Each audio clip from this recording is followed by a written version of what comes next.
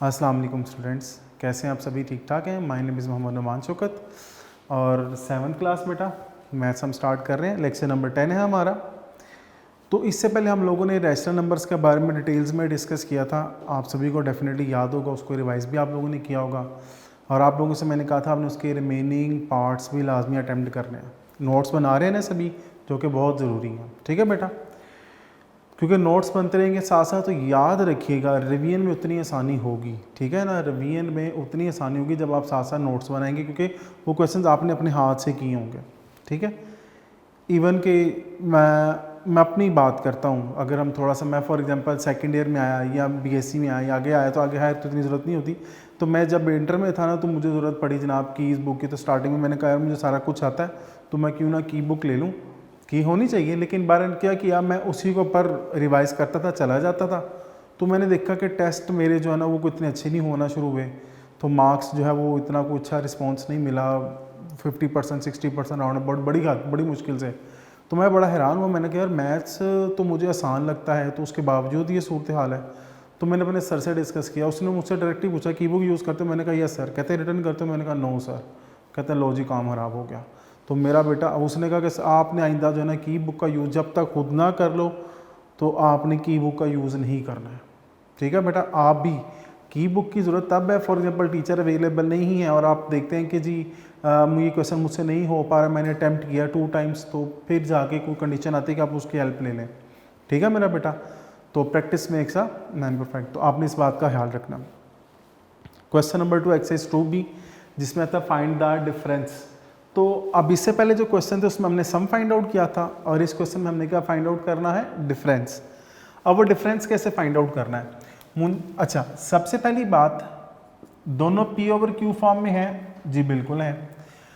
P/Q form का मतलब ये रैशनल नंबर है, तो अच्छा रैशनल नंबर है जी।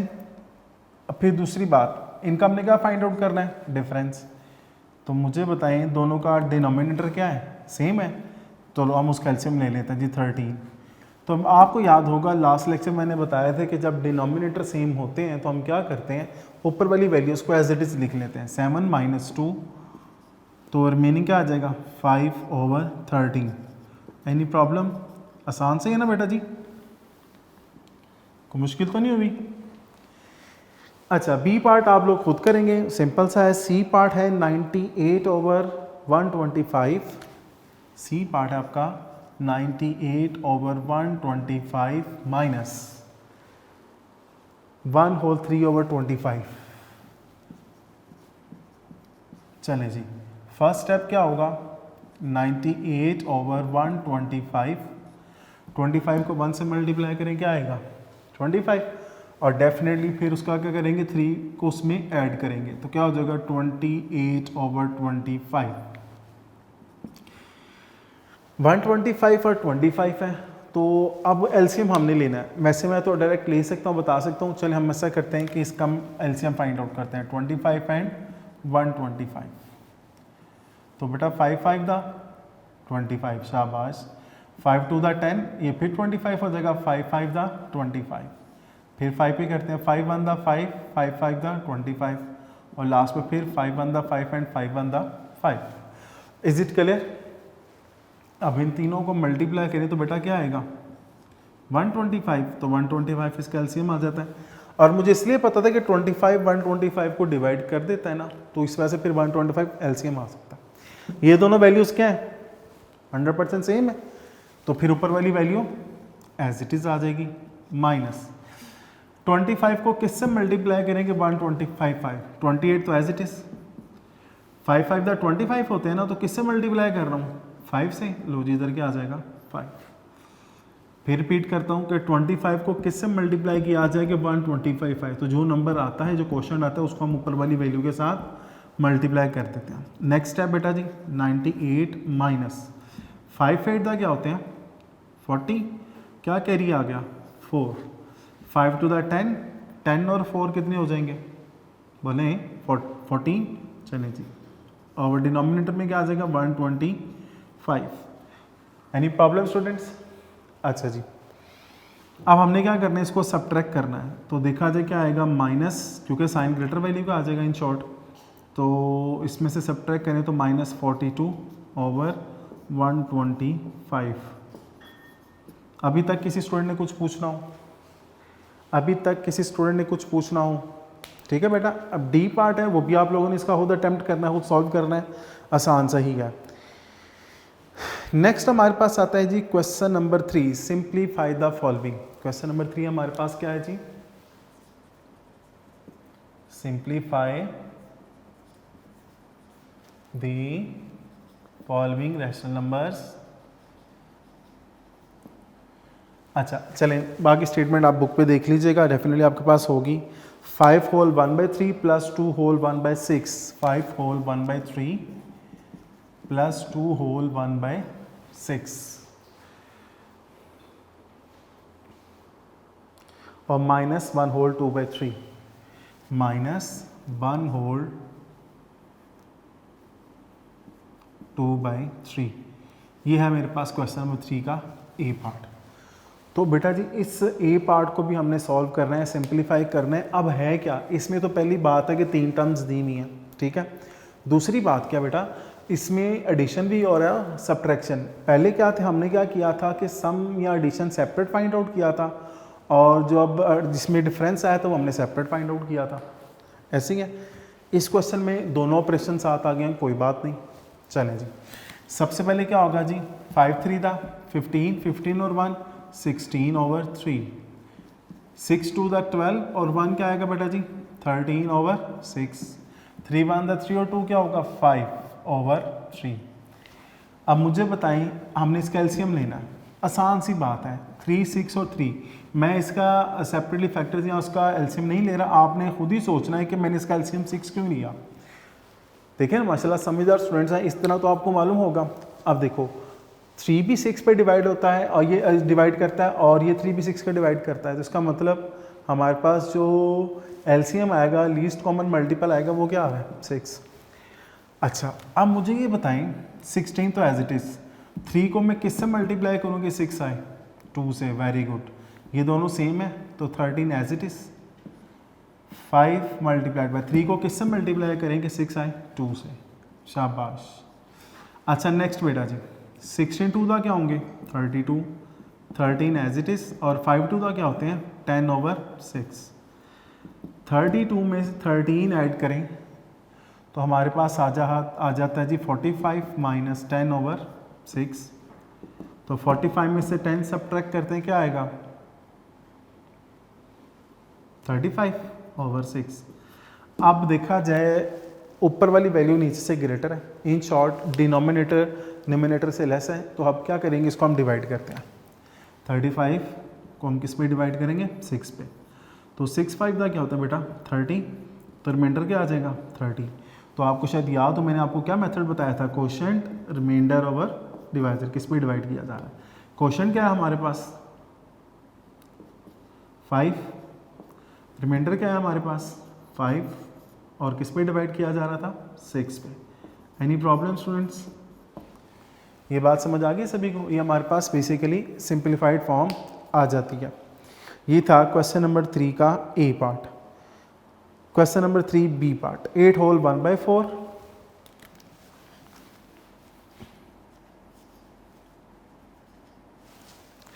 8 whole 1/4 minus 1 whole 1/2, 8 whole 1/4 minus 1 whole 1/2 minus, अच्छा जी माइनस है जनाब 6 ओवर 11, 6 ओवर 11। ठीक है बेटा जी, तो 4 8 का क्या होंगे 32, 32 और 1 क्या होंगे 33 ओवर 4, 2 1 द 2 एंड 1 3 ओवर 2, जबकि -6 ओवर 11 एज इट इज़ है। क्लियर होगी बात? अब हमने इसका एलसीएम फाइंड आउट करना है। चलें 4 2 4 एंड 11, तो 2 1 the 2 2 2 the 4 11 as it is, 2 1 the 2 11 as it is, and last पे क्या होगा 11 1 द 11। तो बेटा 2 2 4 4 11 का क्या होगा बोलें ज़रा 44 ना, तो इसका एलसीएम क्या आ जाएगा 44, इसका एलसीएम क्या आ जाएगा 44। Is it clear? अच्छा अब मुझे ये बताओ 33 एज इट इज़। 4 को मैं किससे मल्टीप्लाई करूँ कि 11 आ जाए 44 आ जाए? 11 से। वेरी गुड जी। 3 को किससे मल्टीप्लाई करूँ कि 44 आ जाए? 2 को किससे मल्टीप्लाई करूँ कि 44 आए? तो इधर क्या आएगा 22 माइनस उसके बाद 11 को किससे मल्टीप्लाई करेंगे 44 आए? बोलिए बेटा 6 है 11 4 था, तो 11 4 था क्या आ जाएगा 44।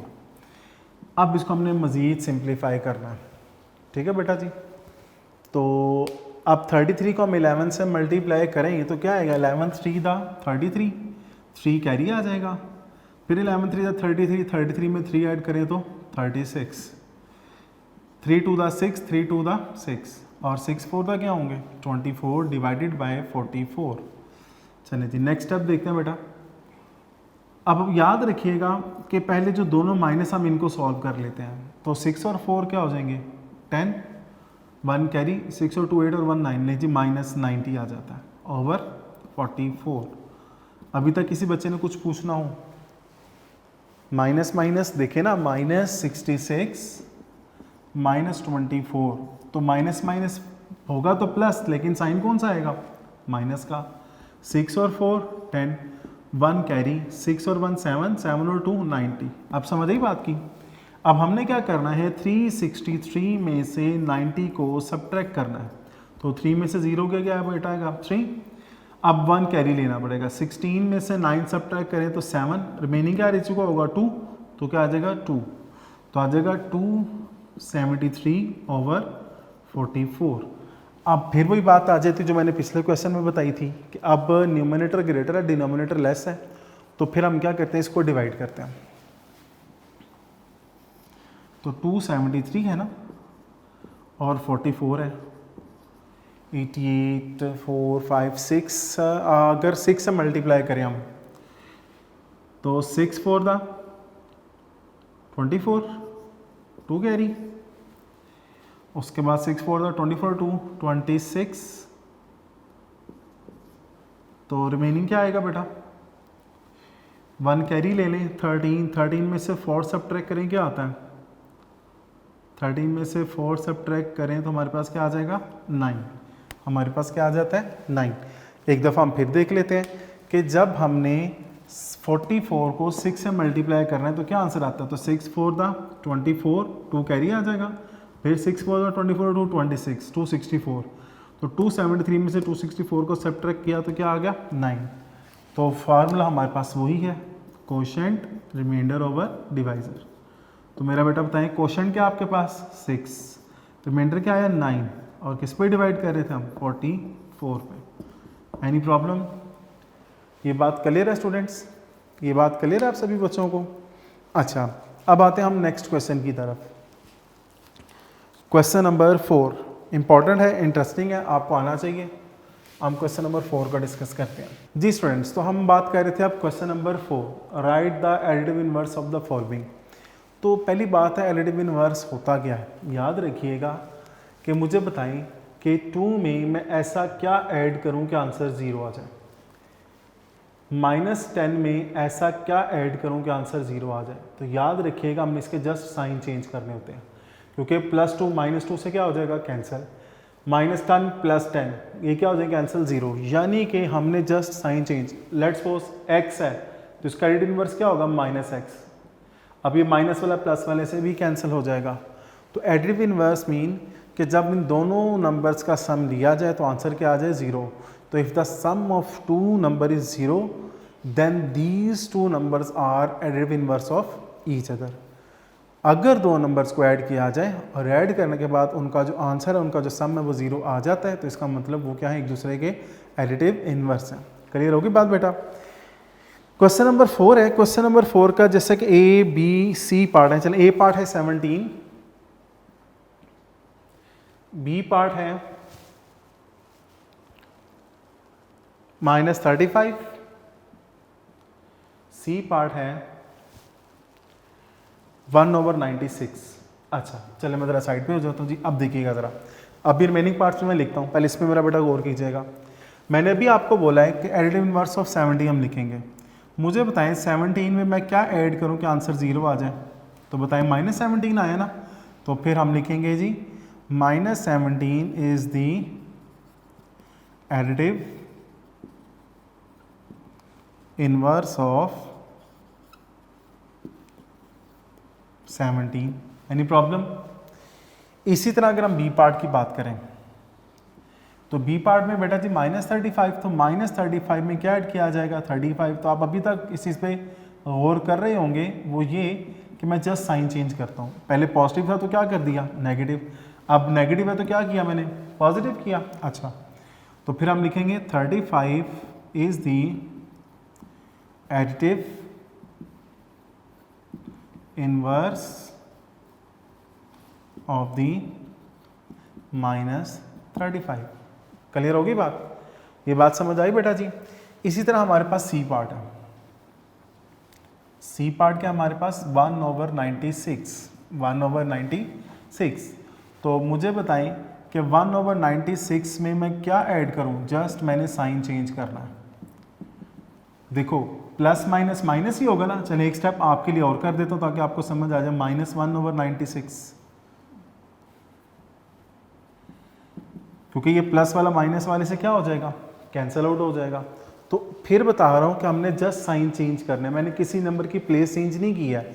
इसी वजह से ही मैंने तीनों पार्ट किए। पहले पॉजिटिव वाला था उसको मैंने क्या किया नेगेटिव, फिर जो नेगेटिव था उसको मैंने क्या किया पॉजिटिव। अब ये भी हमारे पास पॉजिटिव है, बेशक ओवर की फॉर्म में है। क्लियर होगी बात?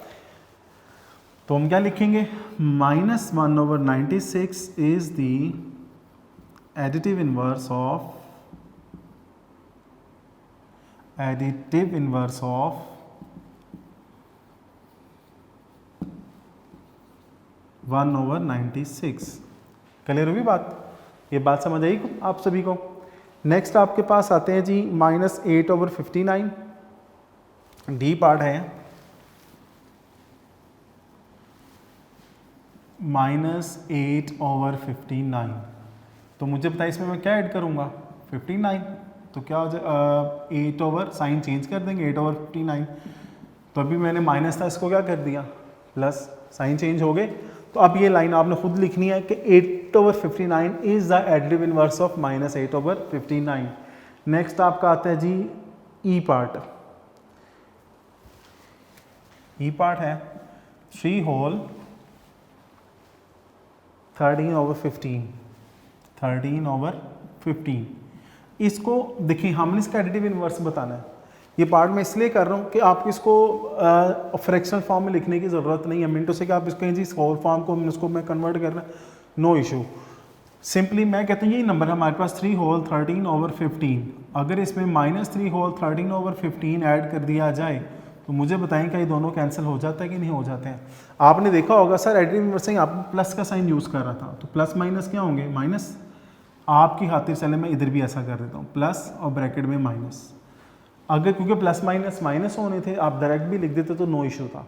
ठीक है बेटा? तो -3 whole 13/15 is the additive inverse of 3 whole 13/15। तो ये मैंने आपको कॉन्सेप्ट दे दिया किसका, एडिटिव इनवर्स का। किसका कॉन्सेप्ट दे दिया, एडिटिव इनवर्स का। तो ये एक्सरसाइज हमारी यहाँ पे एंड होती है, हम नेक्स्ट एक्सरसाइज की तरफ आते हैं। ठीक है जी? तो मैं आपको स्टूडेंट्स बता रहा था कि नेक्स्ट हमारी एक्सरसाइज स्टार्ट हो रही है 2C। तो 2B के रिमेनिंग पार्ट्स आप लोग लाजमी कंप्लीट करने हैं। अच्छा बेटा क्वेश्चन नंबर 1 है simplify the following. First part है 3 होल 3 × 5/9। ए पार्ट है 3 × 5/9। तो मेरा बेटा सबसे पहले देखें क्या इनकी कोई कटिंग शटिंग हो रही है? तो बिल्कुल 3 का टेबल तो मुझे आते हैं 3 3 था क्या होते हैं 9। नहीं जी 5/3 आ गया आंसर। लेकिन अभी भी देखा ऊपर वाली वैल्यू ग्रेटर आ रही है। चलिए जी हम 5 को किस पे डिवाइड करेंगे 3 पे। तो 3 1 दा 3, तो रिमाइंडर क्या आ गया 2। तो हम क्या आएंगे क्वोशंट। तो मेरा बेटा बताएं ज़रा क्वोशंट क्या है हमारे पास 1, रिमाइंडर क्या है 2, और किस पे डिवाइड किया जा रहा था 3 पे। Any problem? आसान है ना अभी तक? अच्छा जी नेक्स्ट आपका डी पार्ट, यानी कि बी और सी पार्ट आपने खुद करने आसान से हैं, इससे रिलेटेड है। मल्टीप्लिकेशन आपको आती है वैसे ही। तो अब आता है हमारे पास D part 2 whole 31/33। D part है 2 whole 31/33 multiplied by 1 whole 11/12, 1 whole 11/12। तो अच्छा जी, पहले 33 को 2 से मल्टीप्लाई करें, क्या आएगा 66। 66 में हमने 31 ऐड करना है। 66 में हमने क्या ऐड करना है 31। चलिए जी ऐड करें 7 9, लो जी आ गया 97 over 33 multiplied by 12 one the 12, 12 में 11 ऐड करें तो क्या आएगा 23। अच्छा जी, तो अब देखा जाए कि इसमें कोई कटिंग हो रही है, जबकि मुझे तो इसमें ऐसा कोई कटिंग होते नज़र नहीं आ रहा है। ऐसे क्या जी? अच्छा जी, तो अब हमने क्या करना है, फिर क्या करेंगे 97 को मल्टीप्लाई करेंगे 23 से। 97 को हमने किससे मल्टीप्लाई करना है 23, तो 3 7 दा 21, 2 कैरी, 3 9 दा 27, 27 में 2 ऐड करें तो बेटा क्या आता है, बोले शाबाश 29, ये ले जी। तो 2 7 दा 14, फिर क्या आएगा 1 कैरी, तो 2 9 दा 18 एंड 1 19, चले जी 1, 9 एंड 4 13, 1 कैरी, तो 9 और 2 11, 11 एंड 1 12, 1 फिर कैरी आ जाएगा, तो ना 1 और 1 कितने हो जाएंगे 2, तो इसका आंसर आ जाएगा जी 2 2 3 1 ओवर। अब हमने 33 को किससे मल्टीप्लाई करना है 12 से, तो 2 3 दा 6, 2 3 दा 6, 1 3 दा 1 3 दा 3, 6 6 और 3 को ऐड करें क्या आएगा 9 एंड 3, ये क्या आ जाएगा 396। अच्छा जी, अब हम क्या करेंगे 2 2 3 1 है ना, 396 है, तो इसको अब हमने किस में कन्वर्ट करना है, फिर होल नंबर में करते हैं जी। तो मेरा बेटा देखिए जी 2 2 3 1 डिवाइडेड बाय 396। अच्छा जी, तो 396 को अगर हम 5 से मल्टीप्लाई करें, 6 3 18, 6 से मल्टीप्लाई करते हैं जी, तो देखते हैं क्या आंसर आता है, इससे के करीब करीब आता है या इससे आगे चला जाता है।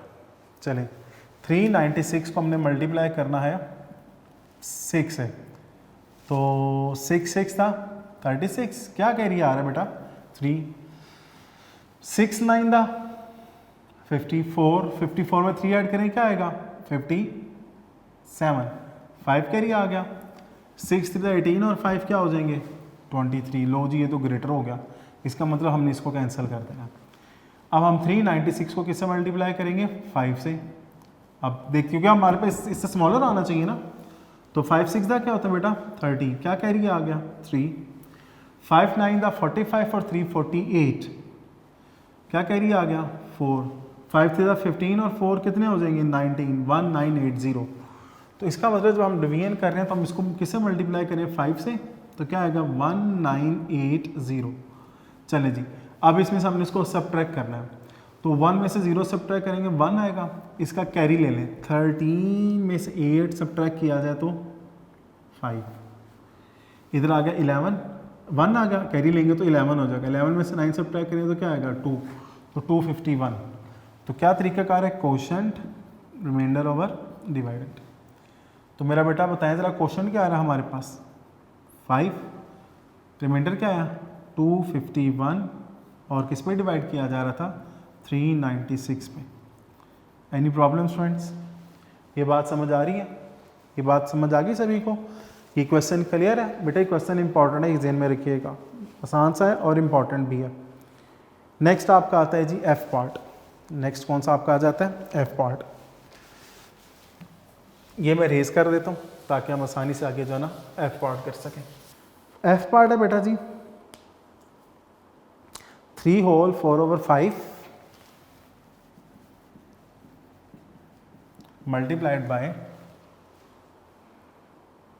7 whole 4 over 9, 7 whole 4 over 9 multiplied by 5 whole 9 over 10 multiplied by 5 whole 9 by 10। ठीक है जी, रिमेनिंग पार्ट्स आप लोगों ने लाजमी अटेम्प्ट करें, बाद में बार बार आपको रिपीट कर रहा हूँ जी। अच्छा जी, अब इसको हम सिंप्लीफाई करते हैं, तो 5 थे 15, 15 और 4 बेटा जी 19 ओवर 5, 9 7 दा 63, 63 में 4 ऐड करें तो 67 ओवर 9, 10 5 दा 50, 50 और 9 क्या हो जाएंगे 59/10।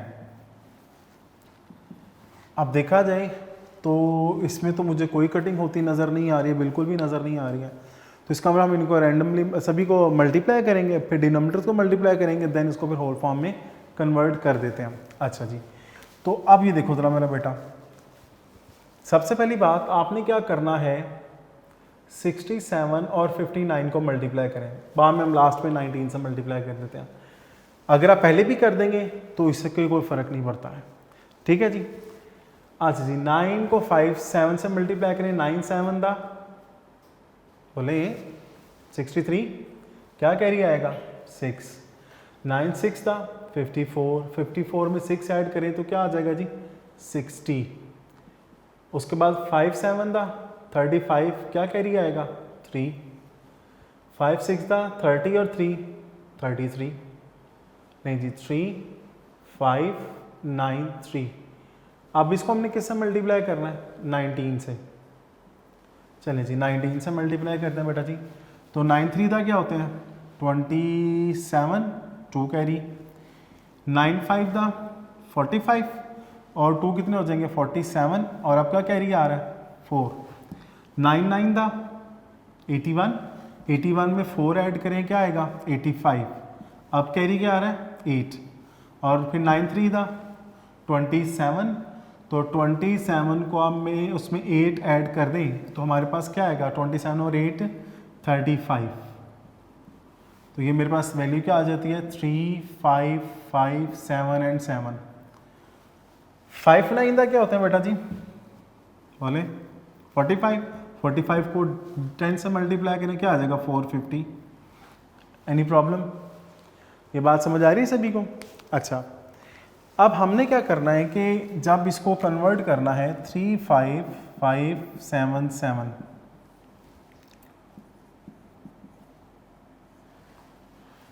फोर 450 को हमने जो है वो डिवाइड करना है 3 5 5 7 7 को डिवाइड करना है 450 पे। तो अब देखा जाए ये तो तीनों डिजिट्स अगर देखें इससे लेस हो जाते हैं, तो हम नेक्स्ट डिजिट भी अगर ऐड कर लेते हैं तो कोई प्रॉब्लम नहीं है। तो 8 से मल्टीप्लाई करके देखते हैं जी 0 8 5 दा